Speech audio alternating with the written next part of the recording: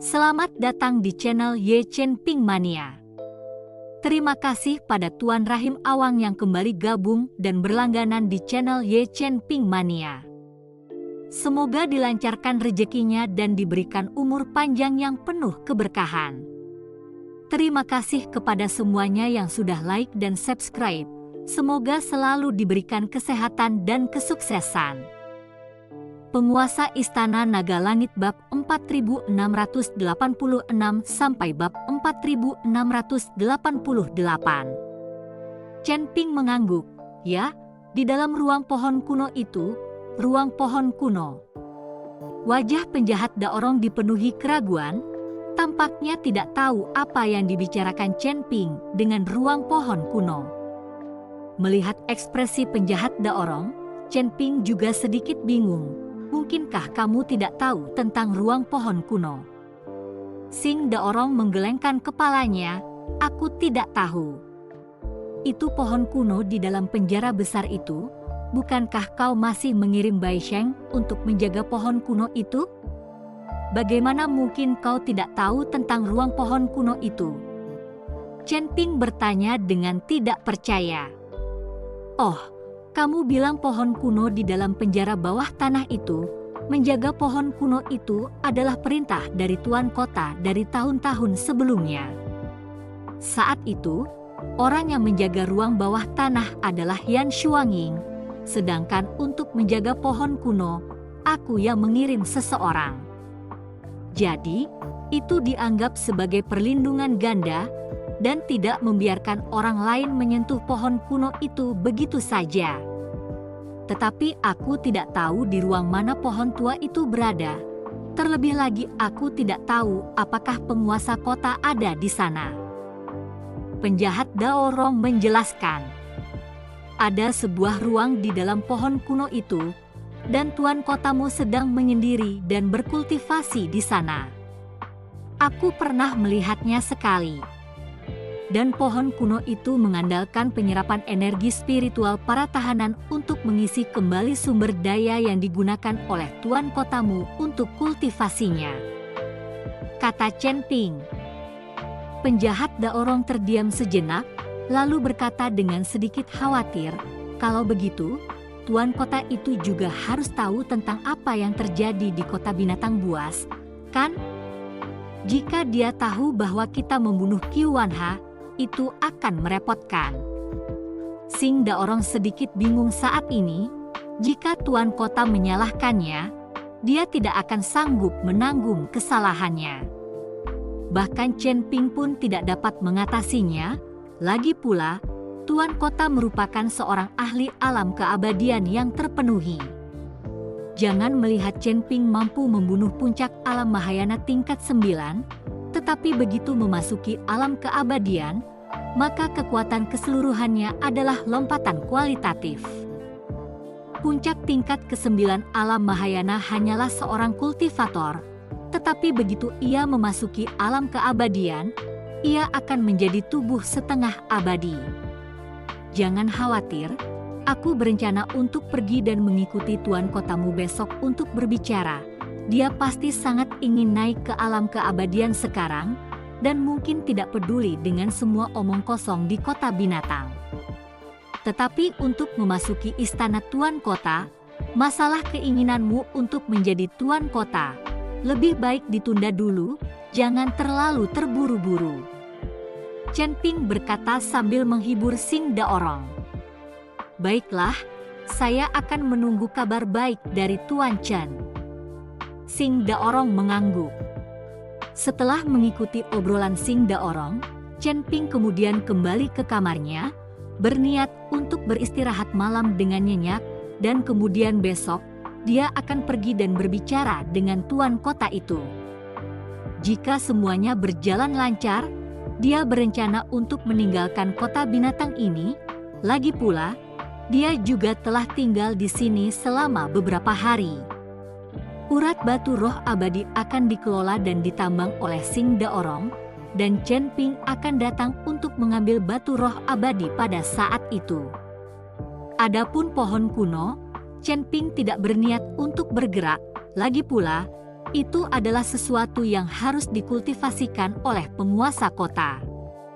Jika Chen Ping ingin mengambilnya untuk dirinya sendiri, dia pasti akan mengikuti penguasa kota untuk bertempur. Meskipun Chen Ping telah dipromosikan ke peringkat kedua alam Mahayana, dia tidak memiliki kepercayaan diri untuk bertarung dengan para kultivator alam keabadian. Selama Tuan Kota tidak bertanya tentang kota binatang dan tidak memata-matai urat batu roh abadi miliknya, Chen Ping tidak akan mengganggu kultivasinya. Tepat saat Chen Ping mendorong pintu kamarnya, sesosok tubuh tiba-tiba berlari ke arah Chen Ping. Sebelum Chen Ping bisa bereaksi, dia terbungkus dalam gelombang kelembutan. Segera diikuti oleh aroma tubuh yang menggoda, Chen Ping melihat ke bawah dan mendapati bahwa Xiong Ying lah yang memeluknya. Pada saat ini, Xiong Ying tidak mengenakan sehelai pun pakaian, dan kulitnya yang seputih salju menggetarkan mata Chen Ping. Terutama aroma tubuh aneh di tubuh Xiong Ying membuat Chen Ping hanya merasakan darah mengalir langsung ke kepalanya. "Xiong Ying, apa yang kau lakukan? Cepat lepaskan aku," Chen Ping berkata agak kehilangan kata-kata. "Tuan Chen, bawalah aku. Aku tahu kamu bukan orang biasa. Kamu pasti akan meninggalkan tempat ini saat waktunya tiba. Setelah kau pergi, apa yang akan kau lakukan dengan saudaraku? Hanya kami berdua, tidak mungkin kami bisa membela diri." Xiong Ying berkata sambil memeluk Chen Ping dengan erat. Terima kasih masih menyimak channel Ye Chen Ping Mania. Jangan khawatir, bahkan jika aku pergi, aku akan tetap memerintahkan Jenderal Xing untuk menjaga saudara-saudaramu. Dengan perawatan Jenderal Xing, apa yang kamu takutkan? Chen Ping buru-buru berkata. Itu berbeda, jika Tuan Chen menginginkanku, maka aku adalah wanitanya Tuan Chen. Aku yakin Jenderal Xing pasti akan memperlakukan kita dengan hormat. Tetapi jika saya hanya teman Tuan Chen, maka perlakuannya pasti akan berbeda. Dan aku sangat menyukaimu, jadi kau harus memilikiku. Xiong Ying memiringkan kepalanya, air matanya berlinang, dan memohon pada Chen Ping. Chen Ping menatap ke bawah pada penampilan Xiong Ying yang menyedihkan, ditambah dengan wajahnya yang luar biasa cantik, itu langsung membuat Chen Ping tidak dapat bertahan.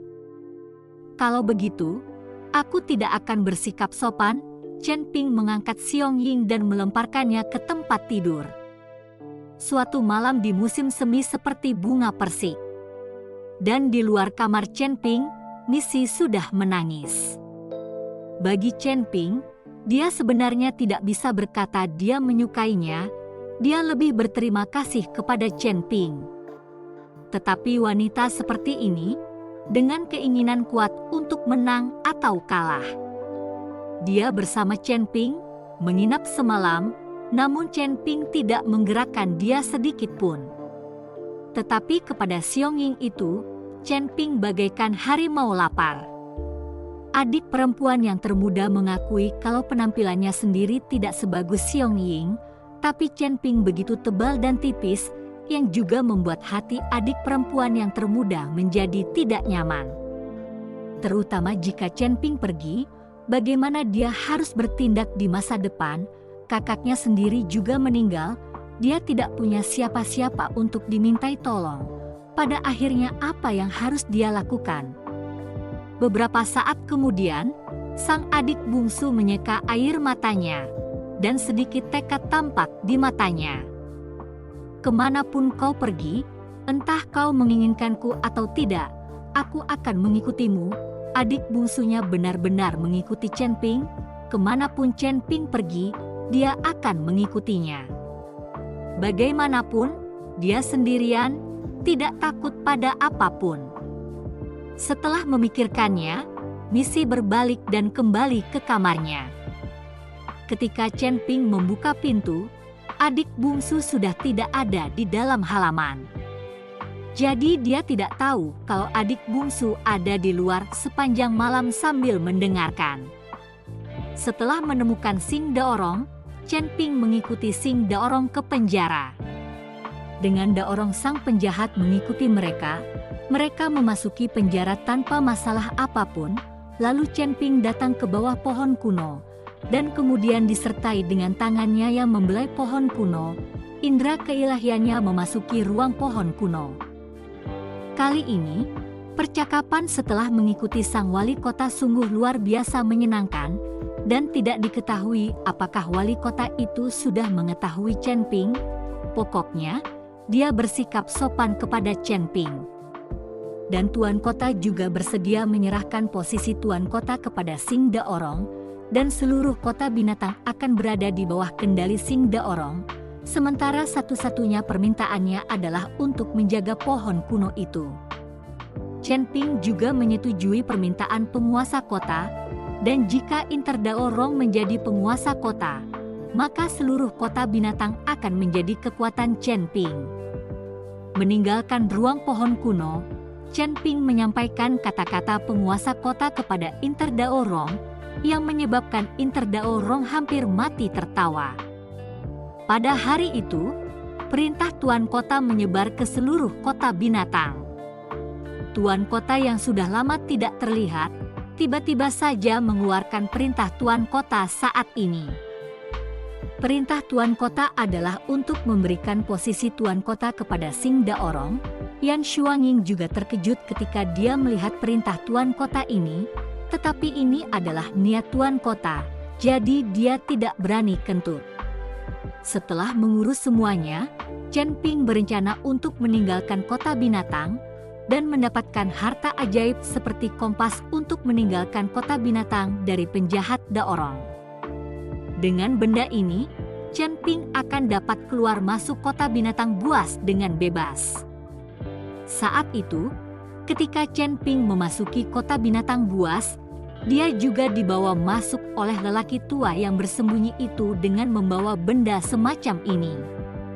Setelah mengucapkan selamat tinggal setelah mengikuti interdiction Daorong, Chen Ping mengikuti saudara-saudara Xiong Kuang untuk mengucapkan selamat tinggal, dan ketika dia ingin mencari adik perempuan yang termuda untuk mengucapkan selamat tinggal, dia menemukan bahwa dia tidak dapat menemukan siluet adik perempuan yang termuda itu. Chen Ping tidak terlalu mempedulikannya, lalu meninggalkan Xing Menxian dan berjalan keluar dari kota binatang. Namun, setelah dia meninggalkan kota binatang tidak jauh dari situ, dia merasa ada seseorang yang mengikutinya dari belakang. Alis Chen Ping sedikit mengernyit. Dia tidak bisa membayangkan siapa yang berani mengikutinya saat ini. "Siapa yang mengikutiku? Keluarlah!" Chen Ping berhenti dan berkata dengan suara dingin. Terima kasih masih menyimak channel Ye Chen Ping Mania. Chen Ping saat ini memiliki keyakinan yang tak tertandingi. Dia tahu bahwa siapapun yang mengikutinya, dia tidak bisa menjadi lawannya. Di seluruh kota binatang buas, bahkan penjahat Daorong dan yang lainnya bukanlah saingan mereka sendiri. Jadi apalagi yang lainnya, tidak perlu disebutkan lagi. Hanya untuk melihat sosok mungil berjalan keluar dari balik pohon. "Nona, apa yang kau lakukan dengan mengikutiku?" Chen Ping melihat bahwa yang keluar ternyata adalah adik perempuan yang termuda, dan bertanya dengan kaget. "Aku ingin mengikutimu, kemanapun kamu pergi, aku akan mengikutimu. Kakakku sudah meninggal, aku tidak punya saudara lagi," adik bungsu berkata kepada Chen Ping. "Jangan ikuti aku, itu terlalu berbahaya. Tetaplah sehat di kota binatang. Aku sudah berpesan pada Jenderal Xing untuk menjagamu baik-baik." Chen Ping berkata pada nona itu, "Aku tidak peduli, aku akan mengikutimu. Aku tahu kau tidak bisa melihatku. Aku tidak secantik Xiong Ying, tapi aku akan mengikutimu. Kemanapun kau pergi, aku akan ikut." Kalau kau pikir aku menghalangi, kau bisa menamparku sampai mati sekarang juga. Aku hanya akan menyerah jika aku mati. Kalau tidak, kau tidak ingin meninggalkanku," kata adik bungsu dengan tatapan mata tegas. Melihat mata sang adik bungsu yang penuh tekad, Chen Ping hanya bisa menghela nafas tak berdaya. "Baiklah, kau ikut saja, tapi dalam bahaya. Aku tidak akan menyelamatkanmu. Aku harus menyelamatkan hidupku sendiri." Chen Ping menakuti adik bungsu dan berkata, "Aku tidak takut. Kematian adalah kematian. Kamu tidak perlu peduli padaku." Adik termuda berdiri di sebelah Chen Ping. Chen Ping hanya bisa membawa misi bersamanya, dan mereka berdua meninggalkan batas kota binatang. Ketika adik bungsun mengikuti Chen Ping melewati formasi ilusi di sekitar kota binatang dan melihat dunia luar, seluruh dirinya menjadi gembira seperti anak kecil. Chen Ping membawa adik bungsu langsung ke kota South End. Ji Yun masih menunggunya di kota South End. Chen Ping akan mengikuti Ji Yun untuk membuat pertemuan sebelum menaiki pesawat udara untuk berangkat. Markas besar aliansi penyegel iblis. Setelah mengalami dinasti Xiao, Zhuo Tianzheng jauh lebih jujur. Dengan persembahan 100 tahun yang dikirimkan, dia tidak berani mencari masalah dengan Chen Ping. Sepanjang hari, dia berkultivasi di aula besar, atau makan dan minum, dan seluruh orang itu memikirkannya. Sepanjang hari di aula besar, baik untuk bercocok tanam, maupun untuk makan dan minum, seluruh pribadi ingin terbuka. Tetapi hari ini, ketika Zhuo Tian tengah duduk di aula besar untuk berkultivasi, tiba-tiba ada sesosok tubuh yang perlahan berjalan memasuki aula besar. "Bajingan, apa kau tidak tahu kalau saat aku sedang berkultivasi, dilarang untuk mengganggu?" Zhuo Tianzheng membuka mulutnya untuk mengutuk. Di aliansi penyegel iblis, tak seorang pun berani menentangnya. Sebagai pemimpin aliansi, hak ini masih ada. Tetapi sosok itu tampaknya tidak mendengar kutukan marah Zhuo Tianzheng dan tetap berjalan ke arahnya.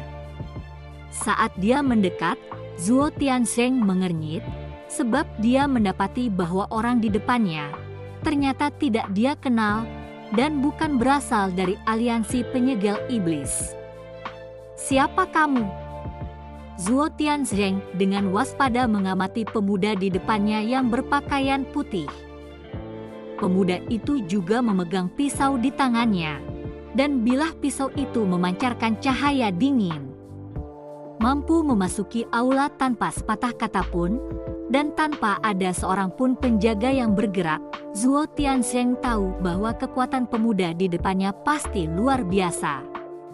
"Apakah kamu ketua aliansi penyegel iblis, Tuan Zhuo Tianzheng?" Pemuda itu memandang Zhuo Tianzheng dan membuka mulutnya untuk bertanya. "Tidak buruk, dan kamu?"